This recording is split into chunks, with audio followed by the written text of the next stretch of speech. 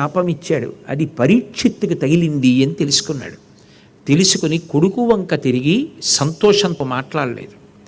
నువ్వు నా మెడ మీద మృతసర్పం వేస్తే ఆ రాజుని శపించావు, మంచి పని చేశావు అని తండ్రి అనలేదు.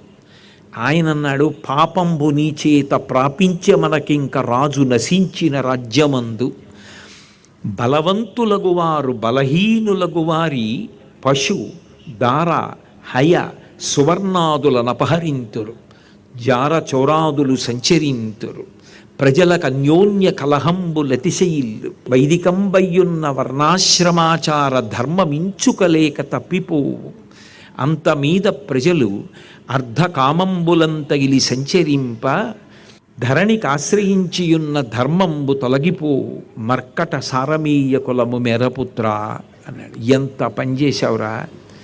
ఆయన దాహంతో ఉన్నాడు, నిజమే. ఆయన నేను మాట్లాడలేదనుకున్నాడు. ఆయన చేసినది ఒక చిన్న తప్పు. పరీక్షిత్ సామాన్యుడు కాదు, మహానుభావుడు, ధర్మమూర్తి.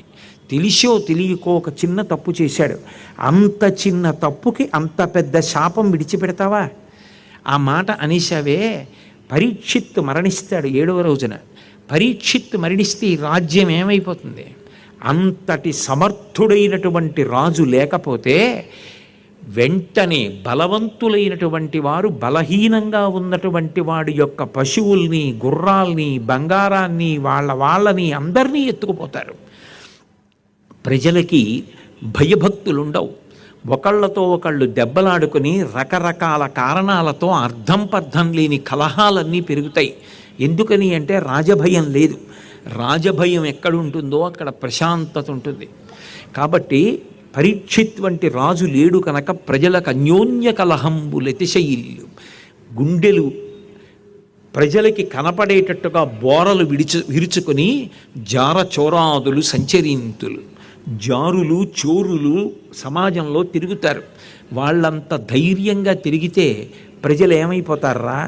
జార చోరాదులు సంచరింతురు, వైదికంబయ్యున్న వర్ణాశ్రమాచార ధర్మమించుకలేక తప్పిపోవు. ధర్మమంతా లుప్తమైపోతుంది. ఆ ధర్మమే పోయిన నాడు ప్రజలు చతుర్విధ పురుషార్థములుగా స్వీకరించరు. ధర్మ అర్థ కామ మోక్షములని 4 ఉండవు. నిజానికి అర్థము ధర్మముతో ముడిపడాలి, కామము ధర్మముతో ముడిపడాలి. ధర్మబద్ధమైన అర్థము, ధర్మబద్ధమైన కామము, అదే మోక్షమునకు కారణము. కానీ ధర్మాన్ని వదిలేస్తారు. వదిలేసి అర్థము కామము, డబ్బు కోరికలు ఇంతే. ఇలా అయిపోతుంది. అయిపోయినప్పుడు సమాజం అంతా భ్రష్టమైపోతుంది. నువ్వు ఒక్కడివి కోపగించి ఒక రాజు చేసిన ఒక్క చిన్న తప్పు మనసులో పెట్టుకోకుండా, ఎవరో ఏమిటో తెలుసుకోకుండా శక్తి ఉంది కదా అని శపించేశావు. ఇప్పుడు నువ్విచ్చిన శాపం వల్ల సమాజమంతా భ్రష్టమైపోతోంది, దేశమంతా పాడైపోతోంది. నువ్వు ఖచ్చితంగా తప్పు చేశావు, నువ్వు చేసింది సమర్థనీయం కాదన్నాడు. అలా ఉండేది పూర్వం బిడ్డతో మాట్లాడినా అలా మాట్లాడేవారు. అందుకే మీరు మహాభారతం చదివితే ఆశ్చర్యకరమైన విషయం కనిపిస్తుంది. మహాభారతం కుక్కతో మొదలై కుక్కతో పూర్తవుతుంది. రామాయణం యజ్ఞంతో మొదలై యజ్ఞంతో పూర్తవుతుంది. అదో విచిత్రం. ఒక కుక్క పిల్ల, అది దేవశుని, దేవతల కుక్క. ఆ కుక్క పిల్ల వెళ్ళి తల్లికి చెప్పింది, అమ్మా నేను జనమేజయుడి యొక్క అంతఃపురం దగ్గరికి వెళ్ళానమ్మా, నన్ను కొట్టారంది. ఎందుకు కొట్టారు అనలేదు తల్లి, నువ్వేం చేశావు అంది. అసలు ఆ ప్రశ్న వెయ్యడంలో గొప్పతనం చూడండి. అలా పిల్లల్ని పెంచేవారు, అలా సమాజం గురించి ఆలోచించేవారు. మనం కాదు, అందరూ బాగుండాలి, ఆ దృష్టికోణం నిలబడి ఉండేది. అది తండ్రి గొప్పతనం. కొడుకుని నిలదీసి శమీక మహర్షి అన్నాడు, నీకొక విషయం చెప్పనా? నా భుజం మీద మృతసర్పం వేశాడని నువ్వు రాజుని శపించావు. ఈ పాటికి రాజుకి వార్త వెళ్ళిపోతుంది. కానీ రాజు కూడా సమర్థుడే, ఆయనే సామాన్యుడు కాడు. ఆయనకి తపశ్శక్తి ఉంది. ఆయన గొప్ప పుణ్యకార్యాచరణములు చేసినవాడు. ఇప్పుడు ఆయన కూడా నిన్ను తిరిగి శపించగలడు. నువ్వు ఇంత పెద్ద శాపం నాకు ఇస్తావా? నీ చేసిన తప్పుకు అంత పెద్ద శాపం అవసరమా అని నిన్ను శపించగలడు. కానీ నీకు ఆయనకి తేడా ఏమిటో తెలుసా? ఆయన శపించాడు, నీ శాపాన్ని అంగీకరిస్తాడు.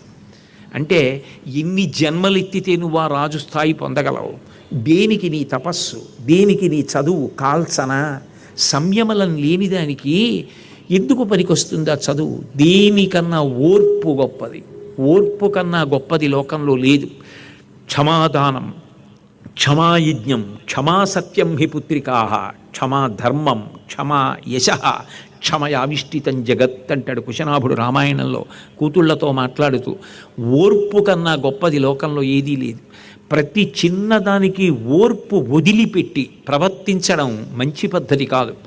మహానుభావుడు, నవయుగ వైతాళికుడు, ఆఖరి ఊపిరి వరకు పిల్లల్ని ఉద్దేశించి సమాజం శాంతియుతంగా ఉండాలి, అభ్యున్నతి పదంలో ఉండాలని ఆకాంక్షించినటువంటి అబ్దుల్ కలాం గారు చివర్లో కూడా పిల్లలకి చెప్పింది ఒకటే: మీరైనా మీ తరంలో సంయమనం నేర్చుకోండి. ప్రతి దానికి తిరగబడిపోవడం, ఏదో పెద్ద అల్లర్లు జరిగిపోవాలని కోరుకోవడం మంచిది కాదు. సంయమనం నేర్చుకోండి, సంయమనం నేర్చుకోండి అని పిల్లలకి చెప్తూనే ఉండేవారు. అంటే ఆ సంయమనం లేకపోవడం ఎంత ప్రమాదాన్ని తీసుకొచ్చిందో చూడండి. నిజంగా ఆ సంయమనం ఎవరిది? పరీక్షిన్ మహారాజుది. ఎందుకని? నిజంగా పరీక్షిన్ మహారాజు తలుచుకుంటే కలిపురుషుణ్ణి ఆ రోజునే చంపేశాను. కానీ చంపకుండా ఎందుకు విడిచిపెట్టాడు? దానికి ఒక కారణం ఉంది. పరీక్షిన్ మహారాజే చెప్పాడు, నేను ఎందుకు వదిలిపెట్టేశానంటే కలిపురుషుణ్ణి, కలియుగమునందు ఒక గొప్ప ఉపయోగం ఉంది. చేసిన గాని పాపములు చెందవు, చేయ తలంచినంతటన్ చేసదనన్న మాత్రమున చెందు కదా కలిలోన పుణ్యముల్. మోసము లేదటంచు నృపముఖ్యుడు కాచ కలిన్, మరందముల్లాసముద్రోడ గ్రోలి వీరులం తెగచూడని తేటికైవడిన్ అన్నారు పోతన గారు. తుమ్మెద పువ్వు మీద వాలి తన తొండాన్ని గుచ్చి తేనె తాగుతుంది. తేనె తాగుతుంది తప్ప పువ్వుని పాడు చేయడం కానీ, పువ్వుకున్న ఒక్క రేకు ఊడిపోకుండా 6 కాళ్లతో కూర్చుంటుంది. షట్పదం అంటారు. 6 కాళ్లతో కూర్చుని సూదిగా ఉన్న తన తొండాన్ని దింపి తేనె తాగి ఎగిరిపోతుంది తప్ప పువ్వుని పాడు చేయదు. కలిపురుషుని యందు ఒక మంచి లక్షణం ఉంది. కలియుగంలో ఏమిటి అంటే, చేస్తేనే పాపానికి ఫలితం. త్రికరణ శుద్ధిగా నేను ఆర్తి పొందాననుకోండి, ఒక మంచి పని చెయ్యాలని, గంగానదిలో స్నానం చెయ్యాలి అని నేను పరితపించాననుకోండి, నేను గంగానది స్నానం చెయ్యకపోయినా నేను స్నానం చెయ్యాలని పరితపించాను కాబట్టి నేను చేశాను అని ఫలితం ఇస్తారు. చేసిన కాని పాపములు చెందవు, చేయతలంచినంతటన్ చేసదనన్న మాత్రమున చెందు కదా కలిలోన పుణ్యముల్.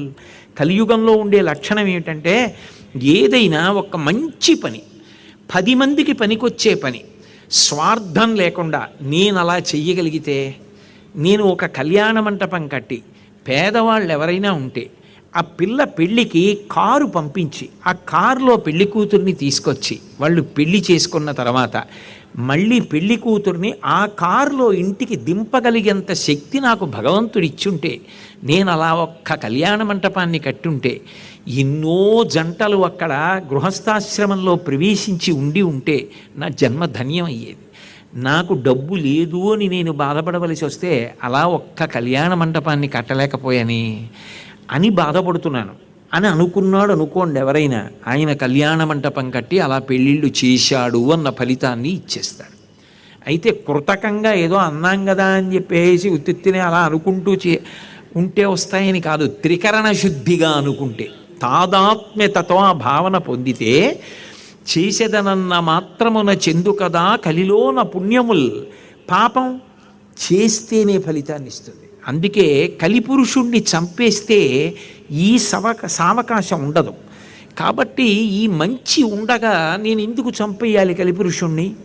శక్తి లేకపోయినా మనసు మంచిదైతే, అధ్యవసాయంతో కూడుకున్నదైతే, భగవద్భక్తి కలిగినదైతే, 10 మందికి ఉపకారం చెయ్యాలన్నదైతే అటువంటి వాడు తరిస్తాడు కదా.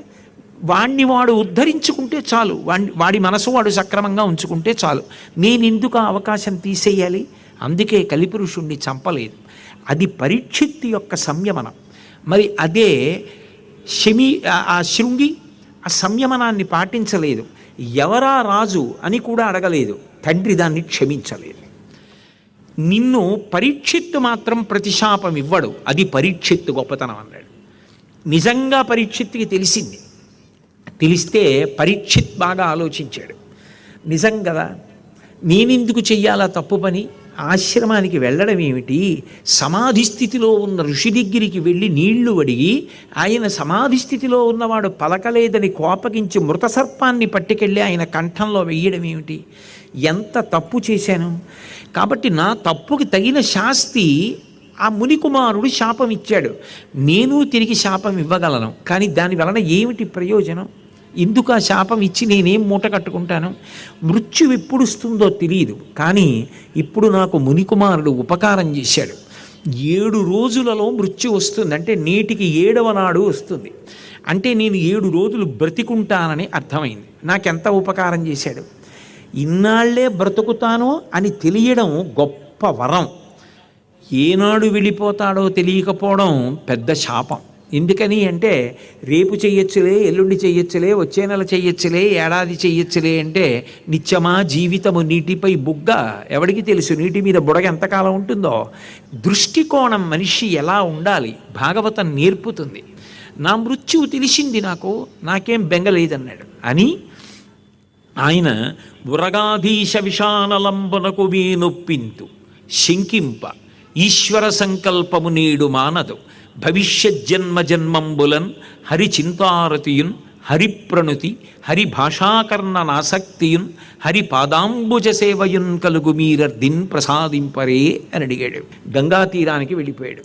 ఆ గంగా తీరంలో ప్రాయోపవేశం చేశాడు. ప్రాయోపవేశం చేసి ఆ గంగమ్మ వంక తిరిగాడు. ఇప్పటికీ నేను కాశీ వెడితే ఆ కేదార్ ఘాట్లో నిలబడి ఆ గంగా నది వంక చూస్తే నాకు పరీక్షిత్తు చెప్పిన పద్యమే గుర్తొస్తుంది. అప్పుడప్పుడు అంటూ ఉంటుంది మా ఆవిడ, అదేమిటండి గంగాస్తుతి అవి ఏమీ చేయకుండా మీరు ముందు ఈ పద్యం చెప్తారు ఏమిటంటుంది. అంత హత్తుకుంది నన్ను ఆ పద్యం. పరీక్షిత్ గంగ వంక చూసి అంటాడు, అమ్మా అని పిలిచిన నరు పొమ్మా అని ముక్తి కడకు బుత్తువట. కృపన్ లెమ్మా నీ రూపముతో రమ్మా నాకెదురంగ గంగ రమ్యతరంగా అని అడుగుతాడు. అమ్మా అంటే చాలట గంగ దగ్గరికి వెళ్ళి, పొమ్మా అంటుందిట. పోరా మోక్షానికి, ఇక నువ్వు తిరిగి రావక్కర్లేదురా అంటుందిట. అమ్మా అని చూచిన నరు పొమ్మ అని ముక్తి కడకు బుత్తువట. కృపన్ దయతో ఒక్కసారి అమ్మా జలరూపంలో కాకుండా అధిష్టాన దేవతా స్వరూపంగా నిన్నొక్కసారి చూడాలనుందమ్మా. లిమ్మా నీ రూపముతో రమ్మా నాకెదురంగ గంగ రమ్యతరంగా అని పిలిచాడు. పిలిచి ప్రాయోపవేశం చేస్తే వశిష్ఠాది మహర్షులందరూ కూడా వచ్చారు. ఎంత ఆశ్చర్యం! మృత్యువు తెలిసింది ఒక మనిషికి. నేను ఏది చేస్తే ఇక మళ్ళీ పుట్టక్కర్లేదు ఈ 7 రోజులలో నాకు చెప్పండి అని అడుగుతున్నాడు. ఏది చెప్పాలి ఆయనకి ఇప్పుడు? ఇంతమంది ఋషులు వచ్చారు. నేను చచ్చిపోతానని నాకు బెంగ లేనే లేదు. మృత్యువు తప్పుకుందామంటే తప్పుకునేది కాదు, వెళ్ళిపోవలసిందే.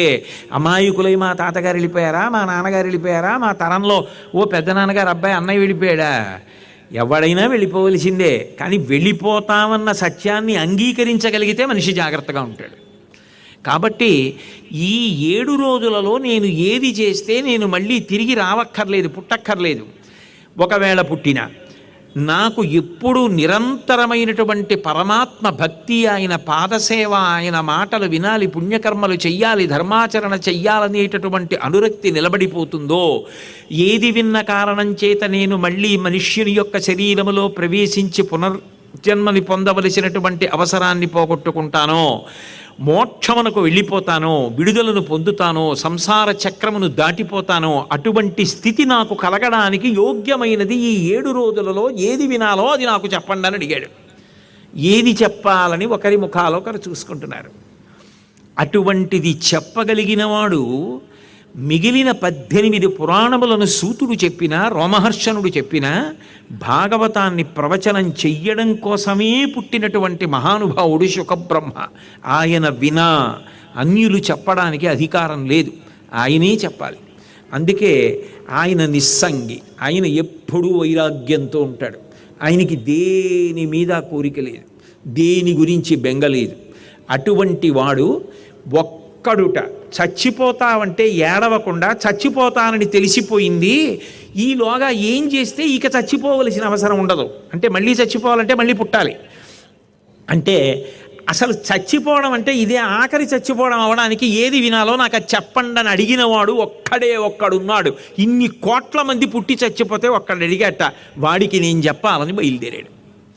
ఆయన సామాన్యుడు గాడు. దేవీ భాగవతంలో వ్యాస భగవానుడే ఆయన గురించి చెప్తూ అంటాడు, అంతరిక్షత్పపాతోర్వాం కమండలస్తథా దివ్య. ఆయన కోసమని చెప్పి శుకబ్రహ్మ పుట్టినప్పుడు అంతరిక్షంలోంచి పడ్డాయిట కమండలము, ఆయన తపస్సు చేసేటటువంటి తపోదండము, అవన్నీ కూడా. అంతటి మహనీయుడు. ఎప్పుడు 16 ఏళ్ల వయస్సులో ఉంటాడు. కామాన్ని జయించినటువంటి వాడు, ఇంద్రియములను జయించినటువంటి వాడు, బ్రహ్మవేత్త. ఎప్పుడు బ్రహ్మమునందు రమిస్తూ ఉంటాడు.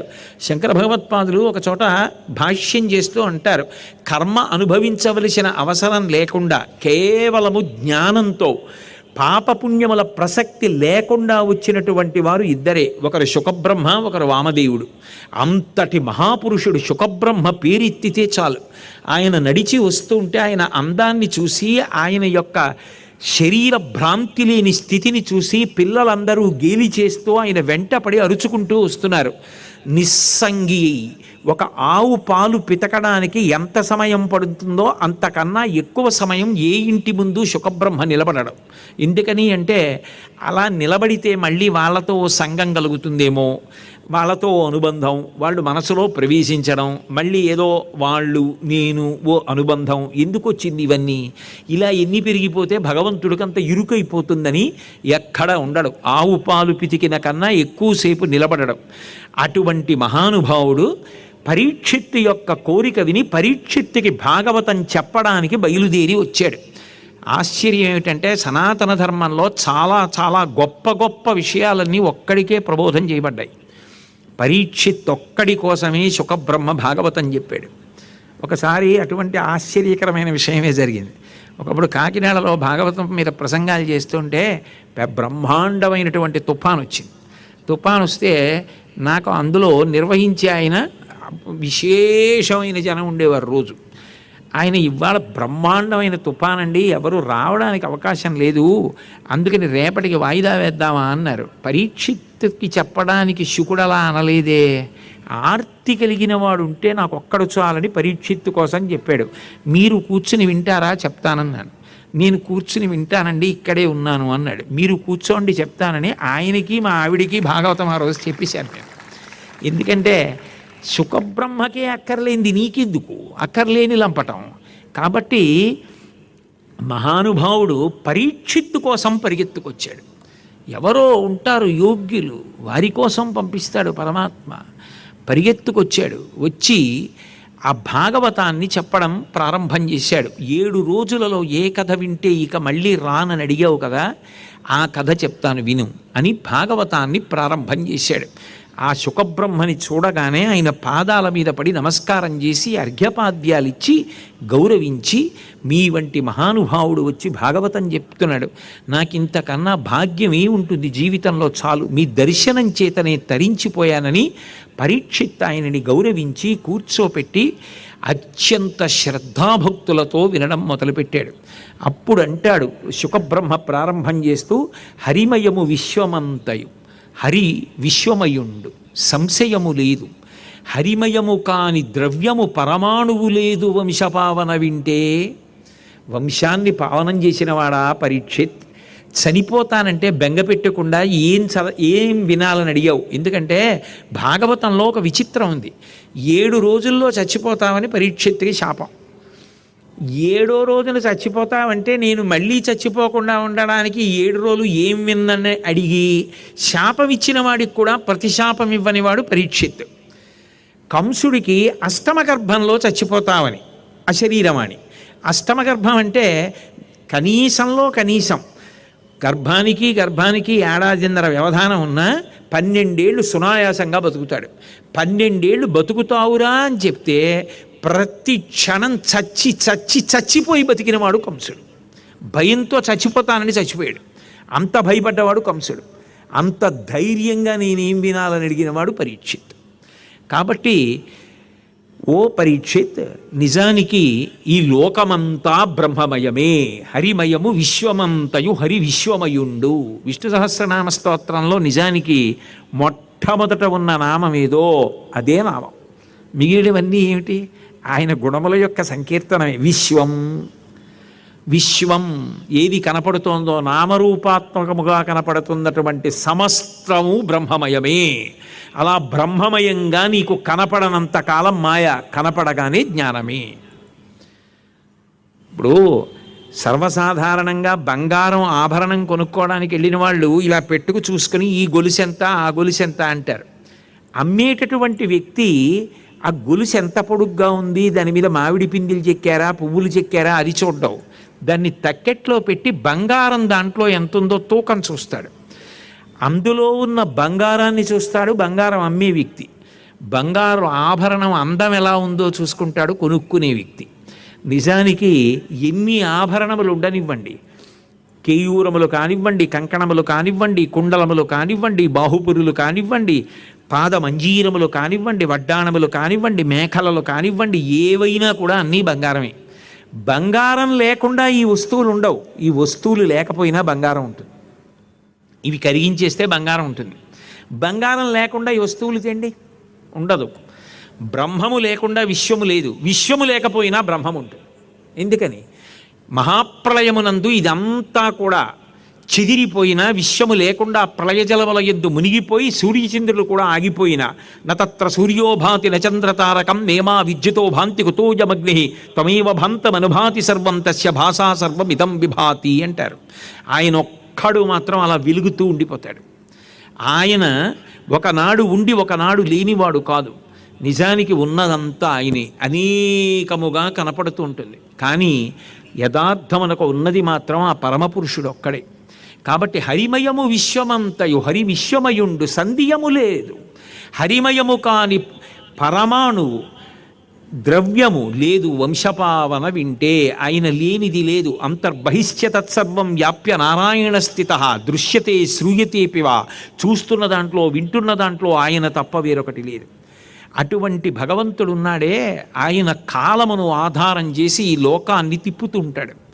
కాలమునందు జీవుడు ఒక శరీరంతో పుడతాడు.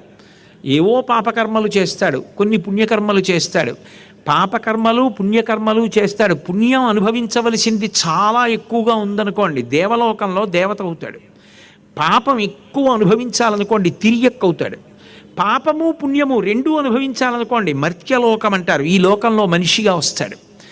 అంటే కాలమును ఆధారం చేసి తిప్పుతూ సమస్త జీవులు చేసినటువంటి పాపపుణ్యములను గుర్తుపెట్టుకునేటటువంటి వాడు భగవంతుడు ఒక్కడే.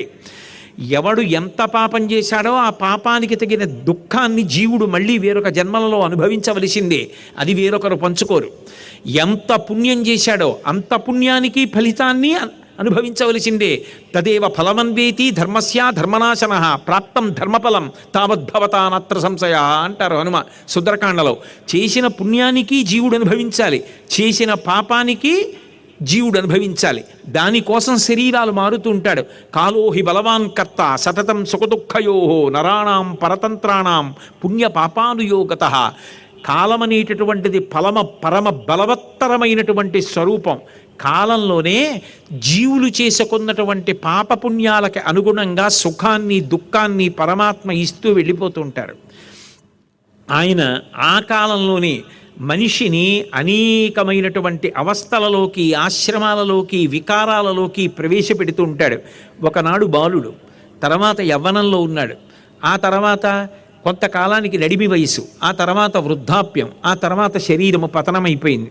6 వికారములను పొందుతూ ఉంటాడు. పుట్టినది, అసలు పుట్టగానే వాడు ఉండాలి కదా. మృత శిశువు పుడితే పుట్టినది ఉన్నది, ఉన్నది పెరిగినది, పెరిగినది మార్పు చెందినది. ఒకప్పుడు చిన్న శిశువుగా పుట్టాను నేను, ఆ తర్వాత 6 అడుగులు పెరిగాను. పెరిగినది మార్పు చెందినది. ఒకప్పుడు నాకు ఈ కళ్ళజోడు లేదు, ఇప్పుడు కళ్ళజోడు వచ్చింది. ఒకనాడు లేనివన్నీ ఇప్పుడు వచ్చాయి. జుత్తు తెల్లబడుతోంది అంటే మార్పు చెందినది.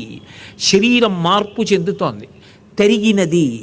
ఇంకొక 10 ఏళ్ల తర్వాత నేను ఎక్కడికైనా ప్రవచనానికి వెళ్ళాననుకోండి, ఇలా మెట్లు ఎక్కగలనో ఎక్కలేనో, అప్పుడు తరిగినది, శరీరం తరిగిపోతుంది. తరిగిపోయి ఆయనైనా అన్నట్టుగా మారుతుంది.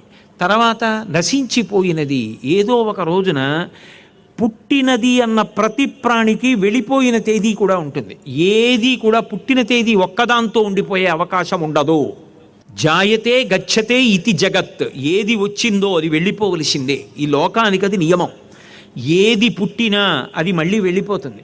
కానీ ఇందులో నేను ఉండిపోతాను, ఇలాగే ఉండిపోతాను అనుకోవడం ఉందే, అదే మాయా భ్రాంతి. దాని ఎందు తిరుగాడుతూ సమస్త పాపములు అక్కడ వస్తాయి.